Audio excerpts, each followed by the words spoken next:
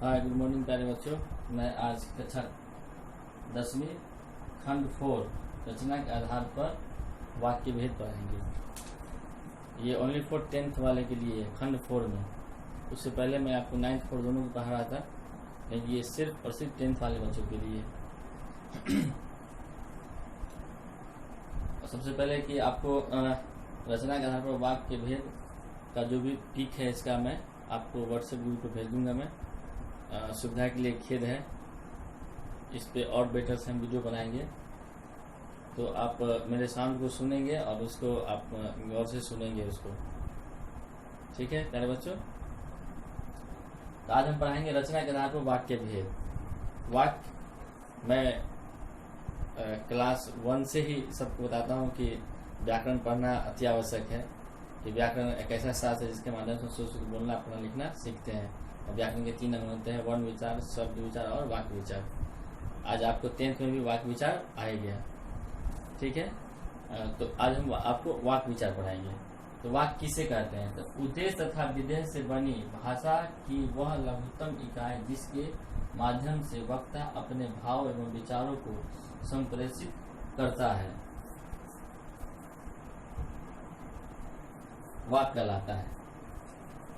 क्या कह रहा है कि उद्देश्य और विधेय से बनी भाषा की वह लघुत्तम इकाई है जिसके माध्यम से वक्ता अपने, जैसे हम कुछ, जैसे मैं ही आपको बता रहा हूँ कुछ, वक्ता कौन हुआ? जैसे मैं बोल रहा हूँ, मैं अपने भाव और विचारों को, जो भाव और विचार है हम क्या कर रहे हैं, आपको हम आपके सामने प्रेषित कर रहे हैं, संप्रेषित कर रहे हैं, तब वो वाक्य कहलाएगा। अगर हम कोई वर्ड बोल रहे हैं, आपको कुछ समझ में नहीं आए, जैसे हम बोल दे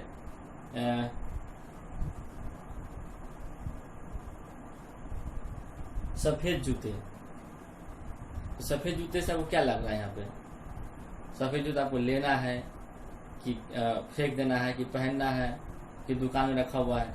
सिर्फ मैं सफेद जूता बोल रहा हूँ मैं, लेकिन वो मेरा भाव आप नहीं समझ पा रहे हैं कि मैं बोलना क्या चाह रहा हूँ उसको। वही है कि वक्ता अपने भाव एवं विचारों को संप्रेषित करता है, वही वाक्य कहलाता है। ठीक है, तो आपको डिटेल पढ़ाता हूँ मैं। जब भी हमें अपने मन की बात दूसरों तक पहुंचानी होती है या किसी से बातचीत करनी होती है, तो हम वाक्यों का सहारा से ही बोलते हैं। यद्यपि वाक्य विभिन्न शब्दों पदों के योग से बनता है। हर शब्द का अपना अलग अलग अर्थ होता है, हर शब्द का अपना अलग अलग अर्थ होता है, पर वाक्य में आए सभी घटक परस्पर मिलकर एक पूरा संदेश प्रकट करता है। वाक्य छोटा हो या बड़ा, किसी न किसी बात या विचार या भाव को पूर्णतः व्यक्त करता है, व्यक्त करने की भी क्षमता रखता है, वही वाक्य कहलाता है। वाक्य निम्नलिखित बातें होते हैं, जैसे वाक्य रचना शब्दों पदों के योग से होती है। वाक्य अपने में पूर्ण तथा स्वतंत्र होता है। वाक्य किसी न किसी भाव या विचार को पूर्णतः प्रकट कर पाने की क्षमता रखता है। जैसे मैंने बोला है, उदाहरण के लिए यदि कोई व्यक्ति कहता है, जैसे मैं क्या बोला था, सफेद जूते, तो यह वाक्य नहीं कहा जा सकता, क्योंकि यहाँ किसी ऐसे विचार या संदेश का ज्ञात नहीं होता है, वक्ता बताना चाहता है। जबकि अगर हम बोल दें कि मुझे सफेद जूते खरीदने हैं, मुझे सफेद जूते खरीदने हैं, एक पूर्ण वाक्य है, क्योंकि यहाँ सफेद जूतों के विषय में बोलने वाले का भाव स्पष्ट प्रकट हो रहा है।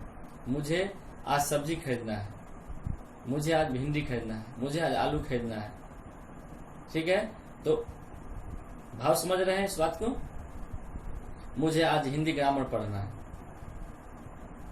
ये सेंटेंस में बोला, इसका मतलब क्या? मुझे हिंदी ग्रामर नहीं पढ़ना है। ठीक है, इसी प्रकार ये वाक्य भेद होते हैं। निम्नलिखित वाक्यों की रचना पर ध्यान दीजिए। जैसे हम कहेंगे कि मुझे कल दिल्ली जाना है, मुझे कल दिल्ली जाना है। सेकंड वाक्य बनाते हैं, मुझे कल दिल्ली जाना है और फिर परसों वहां से कोलकाता पहुंचना है।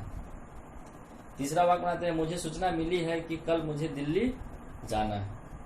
चौथा वाक्य बनाते हैं, मुझे सूचना मिली है कि कल मुझे दिल्ली जाना है और फिर वहां से कोलकाता पहुंचना है। उपयुक्त वाक्यों को देखेंगे, ये इसलिए एक ही मतलब भाव क्या है कि मुझे दिल्ली जाना है। ठीक है, लेकिन उसको घुमा फिरा के आपसे बात कर रहा है। किस लिए कर रहा है कि आपको कैसे पता चलेगा कि, क्योंकि वाक्य 3 प्रकार होते हैं। वाक्य 3 प्रकार होते हैं। सरल वाक्य होते हैं, संयुक्त वाक्य होते हैं ठीक है, और मिश्र वाक्य होते हैं, इसलिए आपको मिक्स करके बताया। सिंपल में क्या, मुझे दिल्ली जाना है, मुझे कल दिल्ली जाना है और फिर परसों वहां से कोलकाता पहुंचना है। सूचना मिली है कि कल मुझे दिल्ली जाना है, मुझे सूचना मिली है कि कल मुझे दिल्ली जाना है और वहां से कोलकाता पहुंचना है। तो पहला वाक्य क्या है कि एक सिंपल सा वाक्य बन रहा है, एक वाक्य है। दूसरा में क्या है, और तथा लगा दिए हैं। तीसरा वाक्य में 2 वाक्य मिलकर बने हैं, और चौथा में क्या है, 3 वाक्य मिलकर बना है। ठीक है, तो ये सभी एक ही वाक्य के नमूने हैं, पर सभी भिन्न प्रकार के वाक्य हैं। रचना के आधार पर वाक्य 3 प्रकार होते हैं, जो आपको बता दिया है। ठीक है, सरल वाक्य, संयुक्त वाक्य और मिश्र वाक्य। तो आज का बेसिक आप इतना ही याद रखें कि वाक्य किसे कहते हैं और वाक्य कितने भी होते हैं, और जो भी 3 इसका सरल वाक्य, मिश्र वाक्य और संयुक्त वाक्य, ये तीनों आपको एक नेक्स्ट पार्ट बनाएंगे, उसमें आपको हम समझा देंगे। इसको आप लिख लेंगे और याद कर लेंगे। ओके।